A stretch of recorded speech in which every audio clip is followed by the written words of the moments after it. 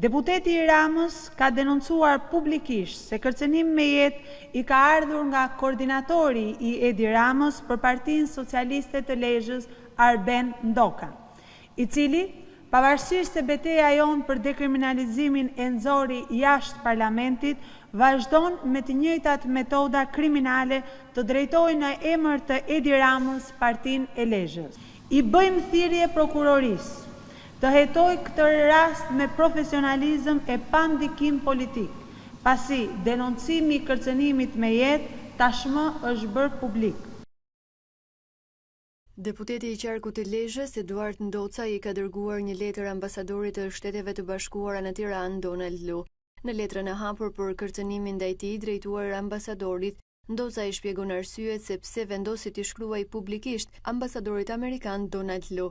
Sipas tij, shqiptarët i ka pllakosur frika si në kohën e regjimit Hoxha, por me një ndryshim të madh, thot Ndocaj. Në atë kohë kishte një regjim totalitar, ndërsa sot kemi një pushtet që ka lidhje të ngushtë me mafian e përmes mekanizmave mafioz shantazhon qytetarët, e këdo që guxon të thotë e të mbrojë të vërtetën.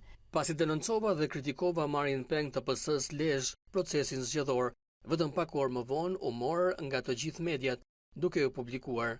Marr një telefonat kërcënuese të tipit mafioz.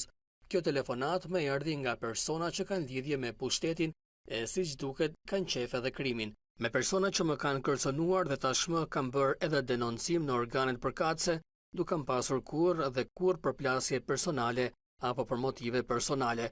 Pra unë jam kërcënuar për shkak të detyrës si deputet i Republikës së Shqipërisë.